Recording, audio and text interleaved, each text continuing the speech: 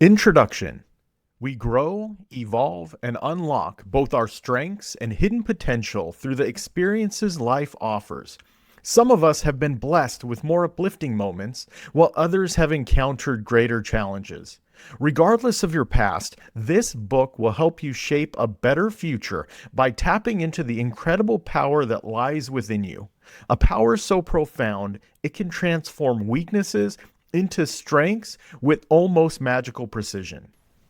Through the journey of liberating your mind, you'll discover how to break free from limiting beliefs that may have kept you stuck. You'll learn how to consistently create success in any area of your life by harnessing the transformative force of your inner strength. As more people awaken to this empowering mindset, the collective strength of our society will grow as well. Liberating your mind is about reprogramming your subconscious and replacing outdated patterns with empowering beliefs that support your goals and dreams. No matter your past, you have the ability to choose who you want to become. You're not bound by who you were, you're empowered by who you choose to be. This book is about radical self-ownership. It's about taking full responsibility for your thoughts, actions, emotions, and outcomes without deflection, blame, or excuses. It's the deep understanding that no one is coming to save you and that lasting change begins from within. It's not about self-blame, it's about self-empowerment. When you accept radical ownership of your life, you reclaim your agency. You stop waiting for the perfect moment, the ideal circumstance, or someone else's permission. You start creating your own path, guided by clarity, intention, and courage. This shift changes everything. You begin to see obstacles as opportunities, setbacks as setups, and mistakes as necessary steps in your evolution. You no longer see yourself as a victim of life circumstances, but as the architect of your own transformation. With radical self-ownership, you step into a mindset where discipline becomes freedom and where responsibility becomes your most powerful tool for growth. And in this space of ownership, your goals no longer feel distant. They become inevitable. You stop asking, "Can I?" and start declaring, "I will," or "I am." You build momentum, not just from motivation, but from consistency, alignment, and integrity. This is where the journey truly begins. By intentionally and consistently installing new, empowering subconscious patterns, you take command of your present and shape your future with clarity and purpose. This is a space where intention drives results and your goals become reality with greater ease. You're not having to force it because you've broken free from the chains holding you back and the subconscious patterns that have been limiting your success. If you're ready to improve your life deliberately and meaningfully, the insights and practical tools in this book will guide you every step of the way. What is a liberated mind? A liberated mind is a positively creative mind, one that gives us permission to learn, grow, and explore beyond the limits we've accepted for too long. It breaks through imposed barriers and self-imposed limitations, allowing us to leave the past where it belongs and fully embrace the power of the present moment. With a renewed mindset, we can write a new script for our lives, one in which we are the authors and directors of a future that is intentional, powerful, and unshakable. On the other hand, an oppressed mind is a negatively creative mind, one that unknowingly manufactures reasons to stay small, stay silent, and stay stuck. It uses its imagination not to build, but to reinforce the walls of its own prison. Instead of envisioning what's possible, it crafts narratives of fear, failure, and unworthiness. It rewrites the past with shame, edits the present with doubt, and scripts a future with limitations. This kind of mind is not passive. It is actively shaping reality, but doing so through a lens of trauma, conditioning, and cultural conformity. It turns every challenge into confirmation of inadequacy. Every opportunity becomes a threat. It is a master storyteller, but its stories are designed to maintain control, avoid risk, and preserve the familiar, even if the familiar is painful. An oppressed mind recycles inherited beliefs without question, drawing from outdated programming to justify inaction. People like me can't succeed. It's too late. Who am I to try? It resists the unknown, confuses safety with stagnation, and views change as danger instead of liberation. Yet, just like a liberated mind, the oppressed mind is using its creative power. The difference lies in direction. One imagines freedom, the other fortifies fear.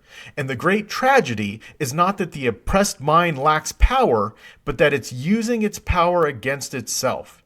An oppressed mind is paranoid. A liberated mind is inverse paranoid. So instead of assuming the world is out to get us, we deeply believe that the world is out to do us good. The shift begins with awareness. When we realize that we are the storytellers and not just the stories, we begin to rewrite. We begin to liberate. Developing emotional control is at the heart of this transformation. Emotions are simply energy in motion. They're powerful currents that move through us, often before we fully understand their source. But with awareness, we gain the ability to pause, identify what we're feeling, and choose how that energy is expressed. Instead of reacting from old patterns, we begin responding in ways that reflect the person we are becoming. This is emotional intelligence in action. Recognizing that every emotion carries information and potential, and learning to direct that energy in alignment with our desired growth. When we align our thoughts with emotional intelligence, we unlock a deeper level of awareness and potential. It's in this harmony that the door to limitless possibilities swings wide open. A liberated mind refuses to be confined by fear, doubt, or the judgment of others. It thrives on curiosity, courage, and clarity. Instead of reacting impulsively to life's challenges, we begin to respond with purpose and wisdom. We no longer seek validation from the outside because we have found peace and power within. In this state of mental and emotional freedom, we're not just surviving, we are thriving. We are no longer victims of our circumstances, but visionaries of our destiny. Our inner world becomes a sanctuary of possibility, a space where new ideas are born and resilience is cultivated. With each intentional step, we build habits that support our highest self. We choose faith over fear, progress over perfection, and growth over comfort. We develop the strength to face our shadows and the grace to heal from them. This is where true transformation occurs, not by changing who we are, but by becoming who we were always meant to be. When we live from this place of inner alignment, life begins to unfold in extraordinary ways. Opportunities appear, synchronicities align, and we find ourselves walking a path that feels both divinely guided and authentically ours. A liberated, emotionally intelligent mind doesn't just change our perspective, it changes our entire reality. And in doing so, it empowers us to not only rewrite our own story, but to become a source of inspiration and light for others on their own journeys. It has taken me 20 years to get to this point in my life where I feel confident in sharing the principles, strategies, and insight that I have learned. This journey wasn't linear, and it certainly wasn't easy, but every lesson, every setback, and every breakthrough has shaped the wisdom I now carry. We all start somewhere. We all bring something unique to the table. Our value may differ in expression, but is no less significant. The truth is, we often overlook our own power because we compare it to someone else's path. But transformation begins when we stop looking outward for validation and start recognizing the strength within. We must learn to honor the journey, both the highs and the lows, and acknowledge the resilience that has brought us this far. By identifying and embracing the strengths we already possess, we create a solid foundation from which to grow. Self-awareness becomes our compass, and self-belief our engine. No one else can walk our path for us, but in walking it with courage and authenticity, we light the way for others to find their own. And when we talk about strengths, it's important to understand that intelligence is not a one-size-fits-all concept. For too long, society has measured intelligence through a narrow lens, typically through academic performance. But true intelligence is far more expansive and diverse. Developmental psychologist Howard Gardner redefined our understanding of human potential by introducing the theory of multiple intelligences. Rather than limiting intelligence to a single generalized ability, Gardner proposed that we each possess a unique combination of distinct skill clusters, each of which can be developed and expressed in meaningful ways. His framework includes naturalist intelligence, nature smart, musical intelligence, musical smart, logical mathematical intelligence, number, reasoning smart, intrapersonal intelligence, people smart, bodily kinesthetic intelligence, body smart, linguistic intelligence, word smart, intrapersonal intelligence, self smart, spatial intelligence, picture smart, existential intelligence, morality smart. Recognizing these multiple intelligence not only affirms our individual strength, but also enhances our capacity for growth and collaboration. It allows us to combine different modalities when solving problems, communicating ideas, or navigating life's complexities. Just as importantly, it invites us to appreciate and collaborate with those who possess strengths in different areas from our own. Let's go deeper with each one of these intelligences for better understanding. While I cover each one, start thinking about where your strengths are and which ones you'd like to grow. Naturalist intelligence, nature smart. This intelligence involves the ability to identify, classify, and manipulate elements of the natural environment, such as plants, animals, and weather patterns. Gardner observed that this form of intelligence was crucial to early human survival and continues to be highly developed in professions like biology, ecology, and farming. Individuals with strong naturalist intelligence often show a keen awareness of their surroundings and a deep sensitivity to the rhythms and systems of the natural world. Musical intelligence, musical smart. Musical intelligence includes sensitivity to pitch, rhythm, tone, and musical patterns. Gardner noted that this intelligence is often evident from an early age and can function independently of other intelligences. Musically intelligent individuals are typically adept at composing, performing, or understanding music. Gardner suggested that music may be a universal human capacity, deeply connected to our emotions and memory. Logical mathematical intelligence, number reasoning smart. This intelligence is characterized by a strong capacity for inductive and deductive reasoning, pattern recognition, and numerical problem solving. Gardner identified this as the form of intelligence most often associated with traditional IQ tests, but emphasized it as only one type among many. Individuals strong in logical, mathematical intelligence often excel in mathematics, science, and technological fields and enjoy abstract thinking. Interpersonal intelligence, people smart. Interpersonal intelligence is the ability to understand and interact effectively with others. This includes sensitivity to facial expressions, voice tone, gestures, and the ability to respond appropriately in social situations. Gardner highlighted how this intelligence is crucial for leaders, teachers, therapists, and others whose work depends on effective communication and social harmony. Bodily kinesthetic intelligence, body smart. This form of intelligence involves using one's body to solve problems, create products, or express ideas and emotions. Gardner pointed to athletes, dancers, surgeons, and craftspeople as examples of individuals who excel in bodily kinesthetic intelligence. It reflects a harmony between mind and body, allowing people to master physical control and dexterity. Linguistic intelligence, word smart. Linguistic intelligence is the capacity to use language effectively, whether orally or in writing. Gardner considered this intelligence to be highly developed in poets, authors, public speakers, and journalists. It includes sensitivity to word meaning, sound, rhythm, and the ability to manipulate language for rhetorical or aesthetic purposes. Intrapersonal intelligence, self-smart. This intelligence entails a deep awareness of one's own thoughts, emotions, motivations, and inner states.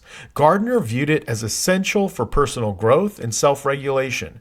Those with strong interpersonal intelligence often excel in reflective practices, therapy, philosophy, and any endeavor requiring insight and personal alignment. Spatial intelligence, picture smart. Spatial intelligence refers to the ability to visualize and manipulate objects in the mind's eye. Gardner associated this with architects, artists, engineers, and chess players. It includes sensitivity to visual details, spatial judgment, and the ability to mentally rotate or transform images, skills often crucial in navigating physical space or producing visual art. Existential intelligence, morality smart.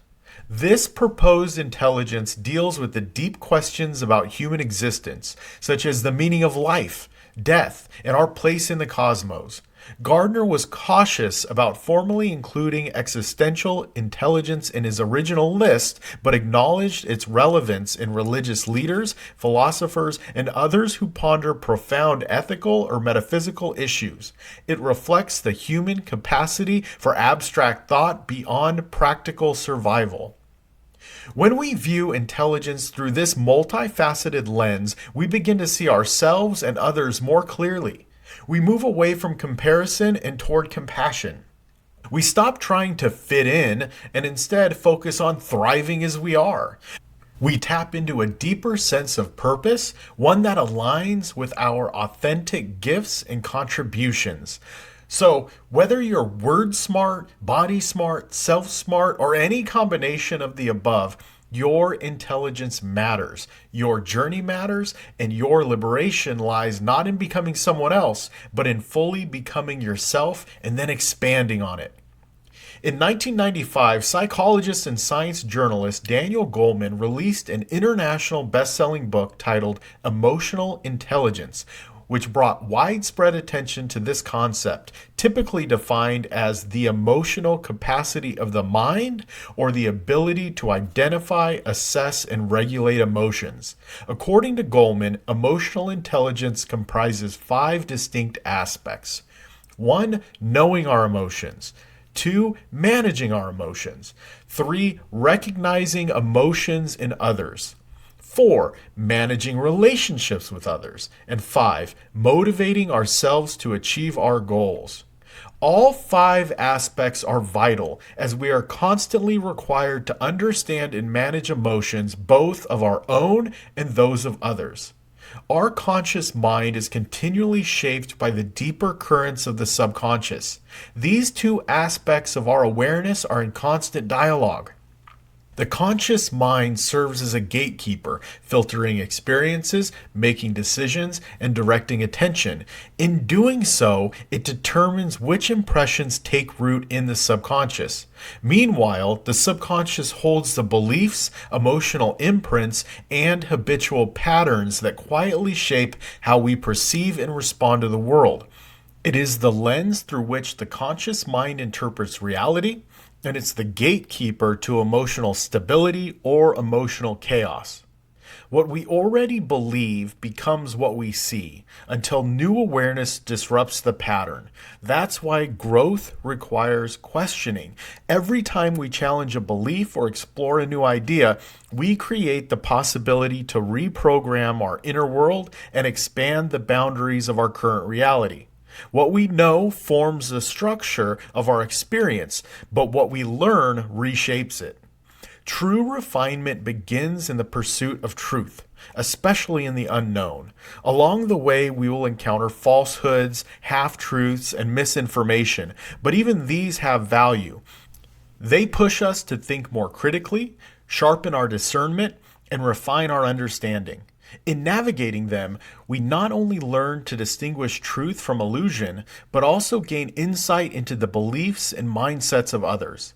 Misinformation becomes more than a nuisance. It becomes a mirror, teaching us patience, empathy, and the ability to hold space for differing perspectives. In this way, even confusion becomes a powerful teacher. Too often, people reject new ideas simply because they conflict with their existing beliefs. This kind of cognitive resistance, often operating below conscious awareness, is one of the primary reasons we live in a largely authoritarian and unliberated society. When our thinking is imprisoned by dogma, fear, or the pressure to conform, we become easy to manipulate and slow to grow. It's why so many remain plugged into the matrix, blindly following systems, media narratives, and societal expectations that do not serve their highest good. But this resistance isn't always rooted in malice or ignorance. Often it's a natural response from a mind that hasn't been trained to question itself. When we haven't done the conscious work to examine how our beliefs, behaviors, and ideas shape our identity, it can feel deeply personal when those things are challenged. That's because identity is wired to survival in the brain. When someone questions our worldview, it can trigger a defensive fight or flight response. This is especially true for those who haven't yet developed the ability to hold multiple perspectives without collapsing their sense of self. Without that inner flexibility, any challenge to our ideas can feel like a threat, even when it's actually an opportunity to evolve. If we want to move toward a freer, more awakened society, we must learn to see discomfort not as danger, but as an invitation to grow, to rethink, and to liberate our minds from the invisible chains we didn't know we were wearing. The first spark of transformation begins with awareness. The desire for liberation is the first step toward achieving it. But let's be clear. The liberation I'm referring to has nothing to do with reckless freedom or the unchecked pursuit of pleasure. It's not about indulgence, sexual liberation, or surrendering to every impulse or desire. In fact, it's quite the opposite. True liberation is rooted in discipline, awareness, and radical self-ownership. It's about reclaiming control over ourselves, our thoughts, emotions, actions, and habits. It requires becoming conscious of the unconscious patterns that drives us and choosing, moment by moment, to live with intentionality and clarity. This kind of freedom doesn't come from doing whatever we want, whenever we want. It comes from mastering the conditioned impulses we've inherited or acquired. Those automatic behaviors that pull us into cycles of avoidance, self-sabotage, or temporary relief. Liberation means reclaiming the power to respond rather than react. To choose who we are in each moment rather than being ruled by fleeting urges or emotional reactivity.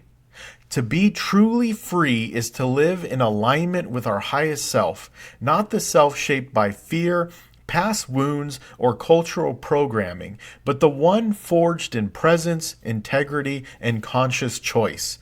That is the path of real liberation. Not the absence of boundaries, but the conscious building of a life that reflects who we are at our core. This brings us to one of the most essential and often overlooked aspects of transformation, bringing the subconscious forward. Paradoxically, the conscious mind feeds the subconscious, and the subconscious, in turn, drives the conscious. At first glance, it seems contradictory. But it's a profound truth. Our behaviors, habits, and emotional reactions are largely shaped by beliefs stored in the subconscious, many of which were formed long before we had the capacity to question them. From birth, our thought patterns are molded by our environment, primarily our parents, who pass on their own fears, beliefs, and perceptions. As we grow, these mental imprints are reinforced by teachers, leaders, peers, news outlets, and celebrities. Layer upon layer, our subconscious mind is shaped without our permission. For many, life becomes a loop of reacting to a reality programmed by others. It takes a unique spark, an inner awakening, to activate the evolutionary thought process that resides within us all. This awakening compels us to start asking questions we've never dared to ask. Who am I between all these layers? Whose voice is shaping my identity? What do I actually believe and why? Have you ever questioned whether those controlling the media have it all wrong? Whether the stories we're told through the media truly reflect reality, or if they're carefully shaped to guide how we think, feel, and respond?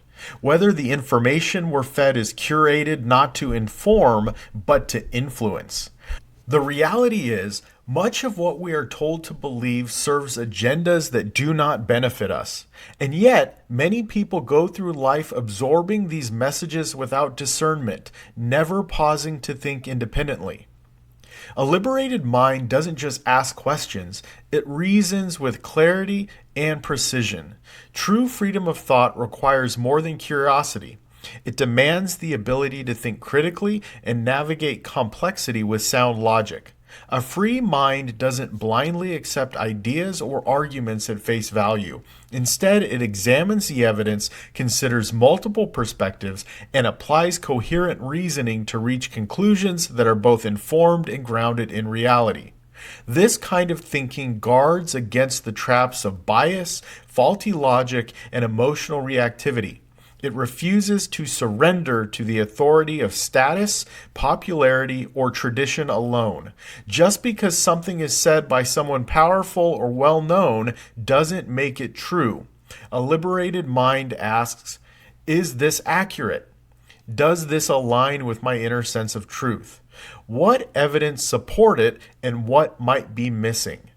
Correct reasoning is the foundation of true understanding. It ensures that our beliefs are not inherited by default or absorbed through fear, but chosen consciously and intelligently. That is the essence of mental liberation. In contrast, the mindset of the unawakened, or the so-called NPC, or non-player character, questions nothing. It accepts the mainstream narrative without resistance, placing blind trust in the authority of the messenger without ever investigating the truth of the message itself. This isn't a condemnation, but a clear-eyed observation. Those who remain mentally enslaved to the thoughts and opinions of others often live lives governed by fear, conformity, and a constant hunger for external validation. Rather than originating their own beliefs, these individuals outsource their thinking, feeding their minds with whatever is handed to them by the media, institutions, or popular opinion. They fail to use their conscious mind as a filter, allowing unchecked information to program their subconscious. Without disciplined reasoning, they never stop to question the narratives they're given. They absorb ideas passively, never asking whether those ideas are true, helpful, or aligned with their deeper values.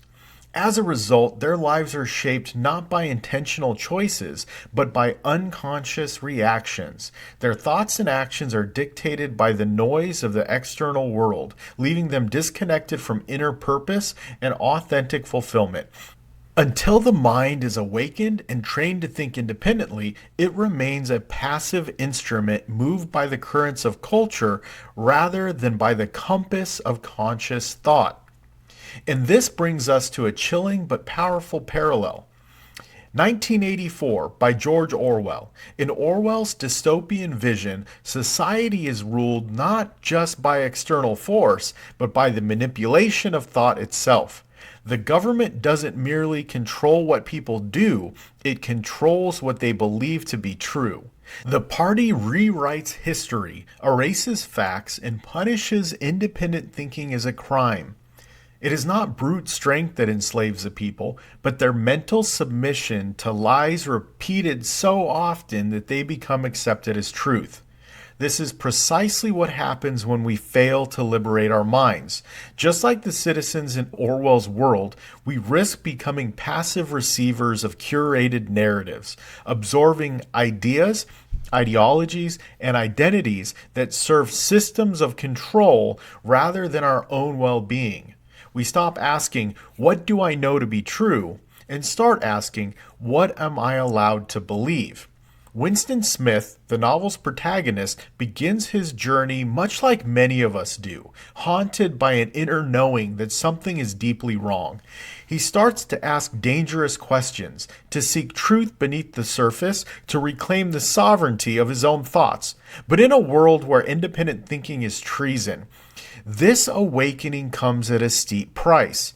The lesson is clear. If we do not consciously claim ownership of our minds, someone else will, and when that happens, our reality is no longer ours. It becomes a programmed illusion.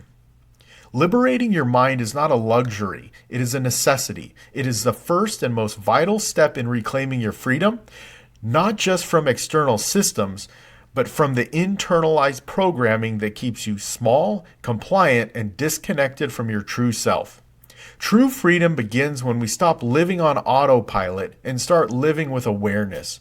When we courageously bring our subconscious patterns into the light, we reclaim the power to choose new beliefs, beliefs that align with our values, our potential, and our vision for life. In the end, we determine what matters most based on what we choose to feed our minds. Our conscious thoughts provide the raw material. From this material, our subconscious mind shapes both our inner and outer realities. The bucket. Let's explore an analogy that captures how our minds shape our lives consciously and subconsciously. Imagine two hoses. One pours out dirty, muddy water. The other flows out crystal clear, pristine water. These hoses represent your conscious mind, your thoughts, beliefs, and intentions. What you choose to focus on, believe in, and give energy to ultimately dictates how you perceive reality, how you behave within it, and how that reality manifests around you. Now imagine a 5-gallon bucket.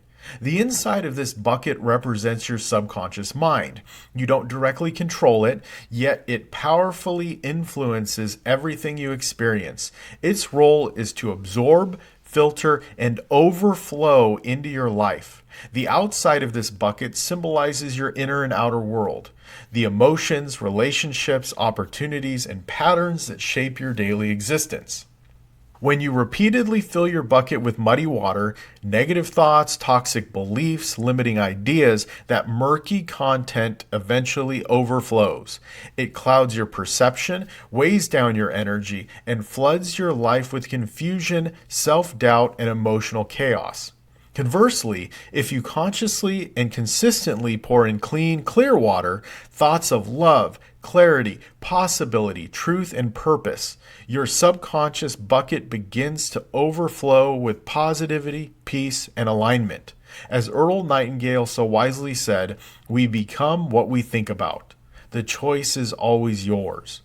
Which hose will you use to fill your bucket?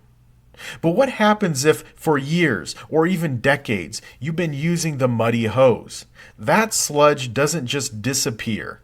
Over time, it settles into thick layers at the bottom of your subconscious bucket, reinforcing self-sabotaging patterns, emotional wounds, and outdated beliefs. The longer we've lived without conscious awareness, the more sediment has collected at the bottom. You may decide to change. You may start pouring in clean, clear water through affirmations, meditation, journaling, or positive thinking. But at first, the water that overflows still looks dirty. Why? Because it's loosening and flushing out the old muck. This is where most people give up. They say, this isn't working, and go back to their old patterns. But here's the truth. The process is working perfectly. You're just in the messy middle. There's a reason lasting change feels so hard. Our brains are wired to seek the familiar, even when that familiarity is painful, limiting, or dysfunctional. The subconscious mind craves the same emotional and neurochemical patterns it's grown used to, because they represent safety, not real safety rooted in growth or well-being, but the kind of safety that comes from predictability. When old beliefs, emotional reactions, and patterns rise to the surface, they trigger a false sense of comfort. That comfort doesn't mean things are right, it just means they're familiar. And the brain, in its effort to keep you safe, will cling to what it knows, even if it's sabotaging your progress. So when you begin to pour in the clean water of new beliefs, habits, and perspectives, expect some resistance.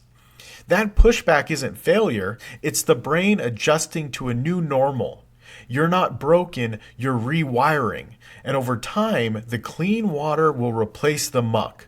The unfamiliar will become familiar, and what once felt impossible will begin to feel natural. This is the process of transformation, uncomfortable, inconsistent, and utterly worth it. As Aristotle reminded us, we are what we repeatedly do. Excellence, then, is not an act, but a habit. Real change rarely happens overnight. It requires intention, repetition, and patience. While the years of accumulated negativity may not be your fault, it is your responsibility to clean, heal, and reprogram your subconscious. So, how do we make this shift toward a pristine life filled with purpose, fulfillment, and joy? The good news is this: no matter how thick the mud may seem, your bucket can be cleaned. All it takes is a decision, a commitment to switch hoses and never look back. With persistence, the clean water will eventually displace the old, dirty, mucky water. Layer by layer, your inner world becomes lighter and your outer world begins to reflect that shift. However, effective transformation depends on more than good intentions. Like all biological adaptation, subconscious reprogramming follows three universal principles. Number one, frequency. How often you apply the stimulus, positive thoughts, habits, or practices. Number two, duration. How long you sustain the effort. Number three, intensity. How deeply committed and engaged you are in the process. Whether you're rewiring your mindset, changing behavior, or healing trauma, these principles govern all lasting growth. Transformation requires consistency, not convenience. Eventually, the balance tips. Your bucket begins to overflow with light, strength, and clarity. The negativity that once dictated your thoughts, decisions, and emotions no longer has a place to reside. You'll begin to see that the outer world isn't something happening to you, it's something flowing from you.